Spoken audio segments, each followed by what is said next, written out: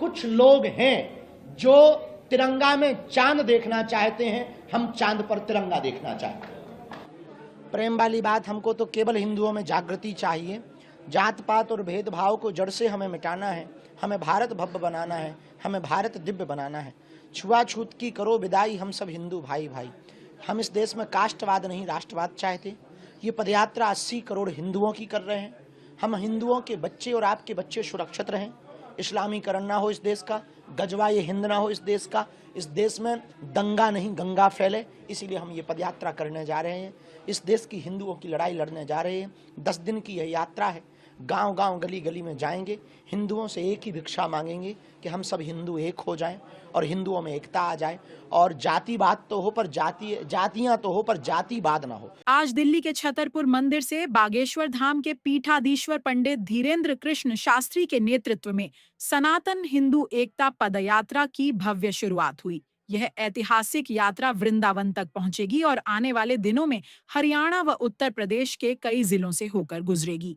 यह पदयात्रा केवल एक धार्मिक आयोजन नहीं, बल्कि भक्ति, एकता और राष्ट्र जागरण का एक व्यापक अभियान है, जिसका उद्देश्य समाज में जात पात और भेदभाव को समाप्त कर हिंदू समाज में एकजुटता और सनातन संस्कृति के गौरव को पुनर्जीवित करना है। सुबह छतरपुर मंदिर परिसर में हजारों की संख्या में श्रद्धालु, साधु संत और युवा एकत्र हुए। राष्ट्रगान और हनुमान चालीसा पाठ के साथ यात्रा का शुभारंभ हुआ। जय घोष से वातावरण भक्तिमय हो उठा। जय श्री राम, हर हर महादेव, भारत माता की जय जैसे नारे लगातार गूंजते रहे।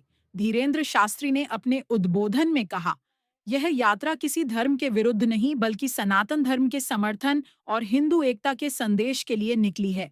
अब समय है कि हम जात पात भूलकर एक भारत, अखंड भारत के निर्माण में योगदान दें। यह पदयात्रा दिल्ली से आरंभ होकर हरियाणा के फरीदाबाद, बल्लभगढ़, पलवल, कोसीकला, होडल मंडी होते हुए वृंदावन पहुंचेगी। यात्रा लगभग 145 किलोमीटर लंबी होगी और लगभग 9 दिनों तक चलेगी। हर दिन सुबह राष्ट्रगान, हनुमान चालीसा और गौ पूजन से शुरुआत होगी। मार्ग में आने वाले स्थानों पर यात्रियों का स्वागत पुष्प वर्षा और भजन कीर्तन से किया जाएगा।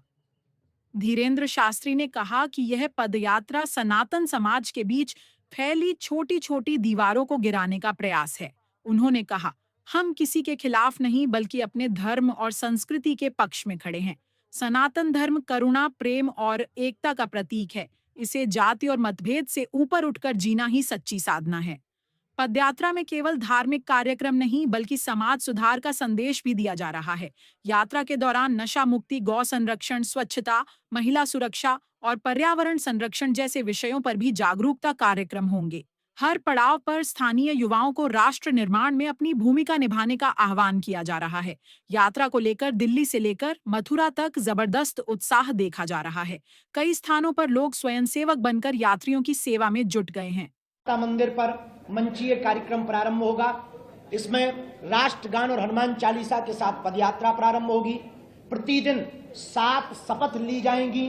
लगभग 40,000 पदयात्री का रजिस्ट्रेशन बागेश्वर धाम पर हो चुका, जो पूरे भारतवर्ष से आ रहे हैं। जगह जगह कोने कोने गली गली से आ रहे हैं। 80 करोड़ हिंदू इस देश में रहते हैं। उन सभी हिंदुओं की लड़ाई हम गांव गांव गली गली में पहुंचकर लड़ रहे हैं। हमारा उद्देश्य एकमात्र है कि इस देश में हिंदू एकता हो, सनातन एकता हो। हम मुसलमानों के खिलाफ नहीं, हिंदुओं के पक्ष में पदयात्रा कर रहे हैं।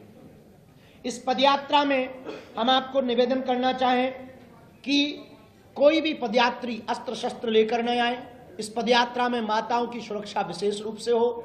इस पदयात्रा में रहने की, भोजन की व्यवस्था बहुत व्यापक रूप से की जा रही है। जितनी सामर्थ्यता है हमारी इन 10 दिनों में 9 रातें रुकेंगे, 10 दिनों तक चलेंगे।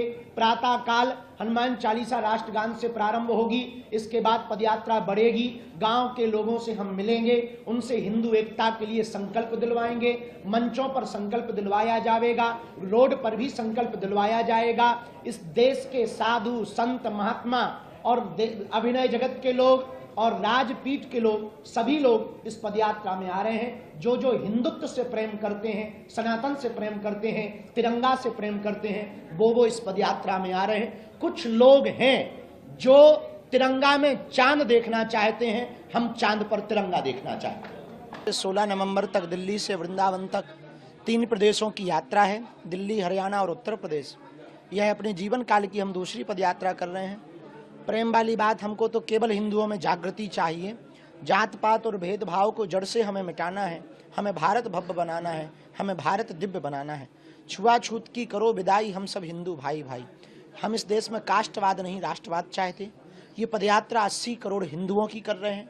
हम हिंदुओं के बच्चे और आपके बच्चे सुरक्षित रहें, इस्लामीकरण ना हो इस देश का, गजवा ये हिंद ना हो इस देश का, इस देश में दंगा नहीं गंगा फैले, इसीलिए हम ये पदयात्रा करने जा रहे हैं।